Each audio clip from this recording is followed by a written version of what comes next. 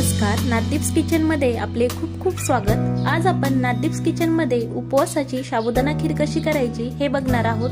साबुदाणा खीर तशी बनवायला अगदी सोपी असते, पण कधी कधी ती फार जास्त चिकट होते। साबुदाणा खीरीमध्ये मोकळा असं दिसत नाही किंवा खीरीसाठी साबुदाणा, दूध, पाणी यांचं प्रमाण किती घ्यावं याचा अंदाज येत नाही। त्यामुळे अगदी अचूक प्रमाणात, पद्धतशीर आणि चवीला अतिशय अप्रतिम अशी खीर कशी बनवायची याची रेसिपी मी तुमच्यासोबत आज शेअर करत आहे। येणाऱ्या आषाढी एकादशीला तुम्ही ही खीर नक्की बनवा। चला तर अधिक वेळ न घेता रेसिपीला लगेच सुरुवात करूया। अशाच नवनवीन रेसिपी पाहण्यासाठी नादीप्स किचनला सबस्क्राइब करा। उपवासाची साबुदाणा खीर बनवण्याची पद्धत अगदी साधी आणि सरळ आहे। त्यासाठी गॅसवर एक कढई तापायला ठेवली आहे। त्यामध्ये मी 2 चमचे साजूक तूप टाकत आहे। इथे आपण 5 लोकांना पुरेल एवढ्या प्रमाणात खीर बनवत आहोत, त्यासाठी 2 चमचे तूप पुरेसे आहे। त्यामध्ये आता बारीक चिरलेले मी ड्रायफ्रूट टाकत आहे। तुम्ही ड्रायफ्रूट मध्ये कुठलेही ड्रायफ्रूट वापरू शकता। मी इथे काजू, पिस्ता आणि बदाम घेतले आहेत। तुम्हाला जे ड्रायफ्रूट आवडतील ते तुम्ही इथे वापरू शकता। आता हे आपण हलकेसे गोल्डन ब्राऊन होईपर्यंत परतून घेणार आहे। मला खीरीमध्ये ड्रायफ्रूट चांगले परतलेले आवडतात, त्यामुळे इथे मी थोडीशी जास्त परतत आहे। तसेही ड्रायफ्रूट आपण फ्राय केल्यानंतर त्याची चव अजून छान लागते, त्यामुळे शक्यतो ते फ्राय करून टाकायचे। आता यामध्येच मी 1.5 वाटी साबुदाणा टाकत आहे।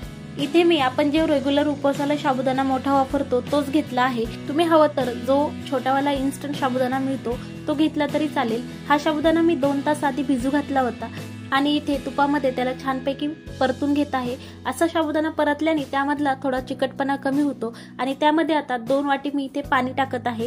हे पाणी मी आधी गरम करून घेतलं आहे। साबुदाणा खीर बनवताना त्यामध्ये गरम पाणीच टाकावं, त्यामुळे काय होतं, खिरीमधला साबुदाणा हा मोकळा राहतो, तो चिकट बनत नाही। तसंच खिरीतला शाबू पटकन शिजतो। तसंही आपण भिजवलेला साबुदाणा घेतल्यामुळे ही खीर शिजवायला आपल्याला फक्त 3 ते 4 मिनिटे लागतात। आता यामध्ये मी अर्धी वाटी साखर टाकत आहे। आता साखरेचं प्रमाण किती असावं तर ते तुमच्या गोडाच्या प्रमाणावर अवलंबून आहे। तुम्हाला जर जास्त गोड खीर आवडत असेल तर तुम्ही साखरेचं प्रमाण अजून थोडं वाढवू शकता, पण 1.5 वाटी साबुदाण्यासाठी अर्धी वाटी साखरेचं प्रमाण पुरेसं आहे। साखरेच्या पाण्यामध्ये आपण 1 मिनिट साबुदाणा शिजून घेतला आहे। तर यामध्ये टाकूया दूध। इथे मी अर्धा लिटर दूध टाकलं आहे। हे दूध सुद्धा मी आधी उकळून घेतलं आहे। उकळलेलं गरम दूध खीरीमध्ये टाकल्यामुळे खीरची चव छान लागते आणि खीर पटकन शिजते। मी इथे 2 वेळेस दूध टाकलं आहे। एकंदरीत मी अर्धा लिटर दूध इथे वापरलेलं आहे। तुम्ही दुधाचं प्रमाण थोडं जास्त घेतलं तरी काही हरकत नाही। आता यामध्ये विलायची पावडर टाकत आहे। इथे मी 4 विलायचीची पावडर वापरली आहे।